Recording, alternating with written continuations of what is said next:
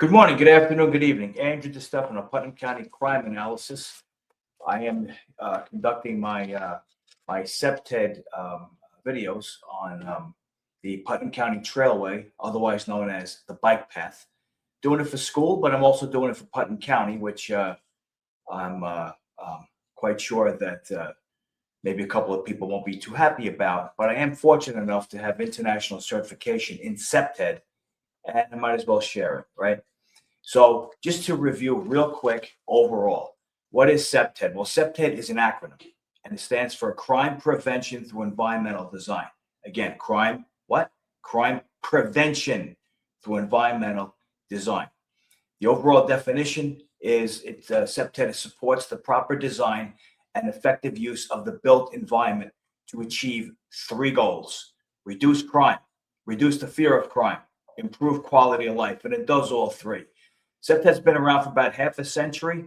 It's got a proven track record. It's an international concept, invented by people a lot higher than my pay grade. Okay, so just to review on a Putnam County level, October 19th, there's a very bad assault on the Putnam County Trailway. The entrance, it's right near it was inside the tunnel. The entrance being right across from the Putnam County Humane Society. You know, that strip mall that doesn't appear to be too occupied. If you go behind that strip mall, you can access the trailway, the bike path from there, and that's what I did when I first started. I wanted to start right where the assault was.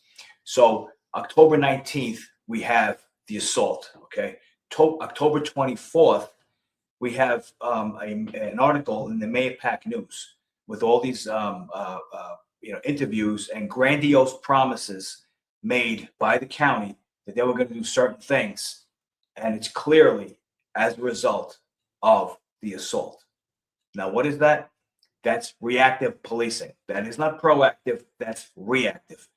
Everything that was happening is as a direct result of that October 19th assault. So everything that went in the newspaper October 24th is as a result of the October 19th assault. So that's not the way things go nowadays. Reactionary policing went out a long time ago. I explained that in the last video. Some of the, in the newspaper anyway, some of the promises that were made ramped up patrols, which I don't know what that means, but I assume it means increased patrols, lights, and cameras. All right, I get heavily into those three things because none of that is going to play part in CPTED. Right? None of it, at least for our purposes. So what we're going to do is, without further ado, we're going to go right into the project itself, and I'm going to start on slide 9, which I believe is page page 8, slide 9. Right. And essentially, what you have is in CPTED, you have you have 18 principles, right? The first 4 are your main principles. It's 5 now, but it's essentially 4 principles, and the other 14 are complementary principles that complement the first 4. The first 4 being extremely important. I'm only going to start on the first 4 today. All right. So now, if you go to page 8, right at the bottom here, you're going to see CPTED strategies. There's 5 overlapping CPTED strategies. I mentioned that. There's 5, really 4, but they throw in a 5th. All right. Natural surveillance. Now, you got to remember something now. I didn't say surveillance. I said natural surveillance. I gave that one time at a legislative meeting about 2 years ago, and questions were raised because people hear the word surveillance and they're thinking cameras. This is not about cameras. Cameras, for the most part, especially as it relates to Putnam County, cameras are merely a prop. They don't have much use. Okay. Now, natural surveillance. That is the first principle. Natural surveillance is a design concept that promotes the ability to see and be seen. So what is that called? That's called bidirectional visibility, which is just a nice way of saying, I can see you and you can see me. All right. It uses physical features and the arrangement of activities to maximize visibility, making potential offenders feel more likely to be seen and deterred from committing crimes. It is important to note that natural surveillance is not simply surveillance, as some Putnam officials felt the author was proposing the installation of security cameras in a previous Putnam County project. This has nothing to do with security cameras, and I'm going to get heavily into that in a couple of videos, not tonight. Number 2, we're going to go to the next page, which is page 9, slide 10. Natural access control. Natural access control involves the strategic use of environmental design elements like pathways, fences, and landscaping to guide people toward authorized entrances and away from restricted areas. So in other words, with natural access control is self-explanatory. Natural, meaning pathways and fences and landscaping. You're going to use those things to gain access control for people that are utilizing the bike path. Territoriality, it's a big one because territoriality can play a role in a lot of the principles. Territoriality creates ownership over the Putnam County Trailway, using physical design and other features to provide clear guidance on what the intended positive uses of areas, well as features that signal to potential offenders predictable consequences for inappropriate or negative uses. Territoriality is promoted by features that declare who a space is managed by. This is so important, especially when you talk about that tunnel where that poor woman was brutally assaulted. That tunnel, and I'm going to get into this in a couple of videos, but that tunnel gives the impression that the entire Putnam Trailway is not under control, that Putnam County does not have control of its trailway. And I'm going to be giving a lot of very good examples. All right. I have pictures, I have videos, and I couldn't believe how rich, what a target rich environment it was. So in territoriality, I'm talking about CPTED fences, natural fences. So what's a natural fence? Like bushes, trees, brush that you can trim back, and you can make that a natural fence. You don't have to put up man-made fences. Natural fences that provide unrestricted lines of sight. Territoriality discourages crime by making it clear that the area is cared for and monitored. Man, that is huge.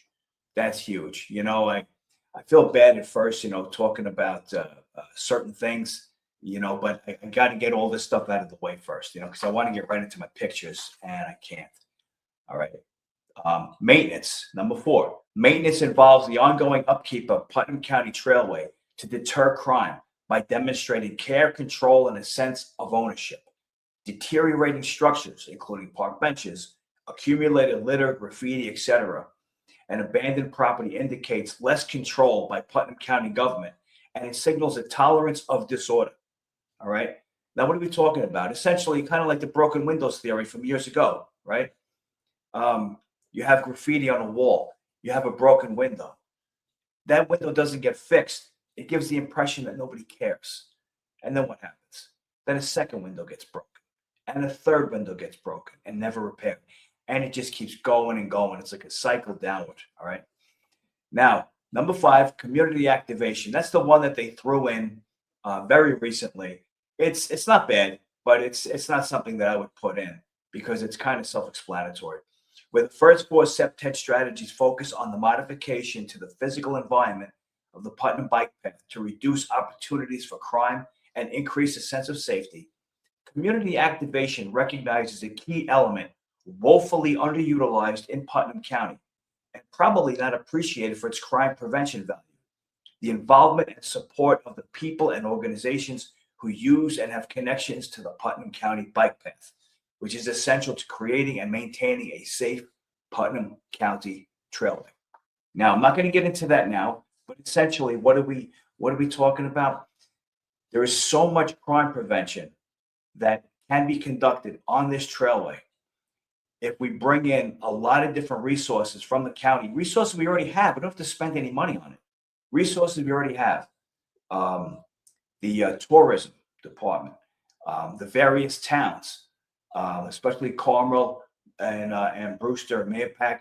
You know, the towns have not community groups, but like youth groups and say exercise and different types of community things that you do as a group.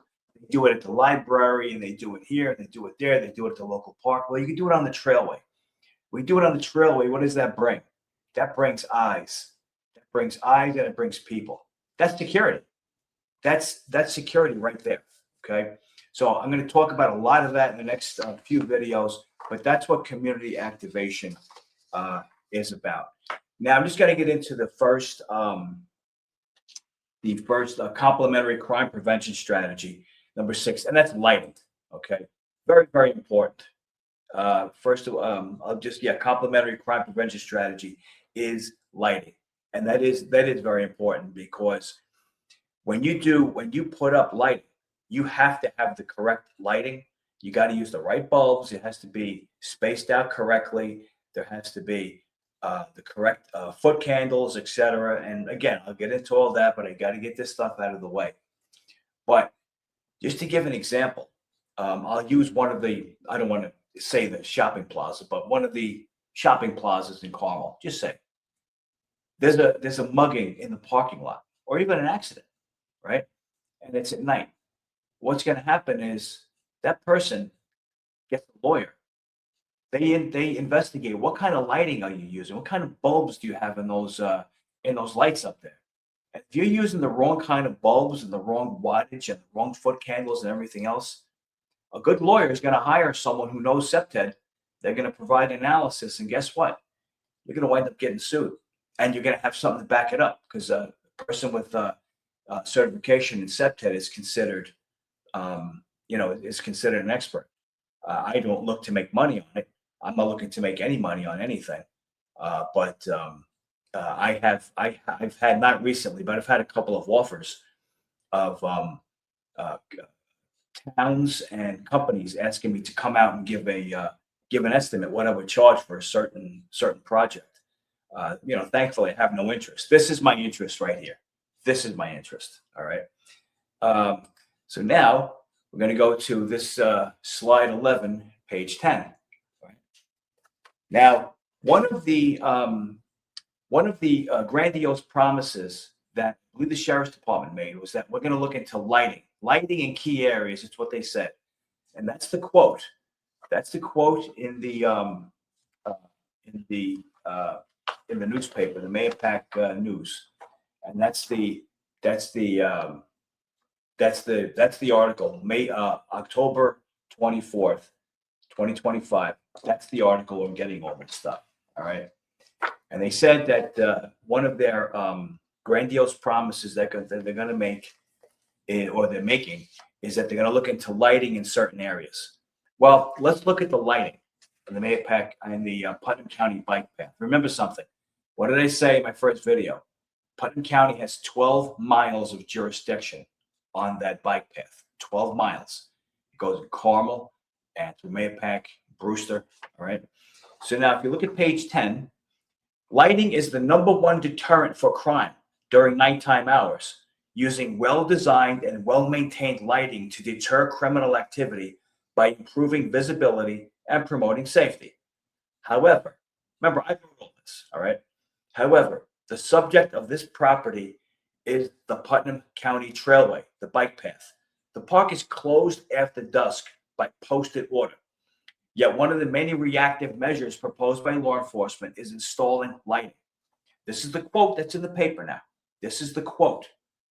The Sheriff's Department, in collaboration with Department of Public Works and Information Technology, will install additional security enhancements along the trailway, including camera surveillance equipment and lighting in key areas.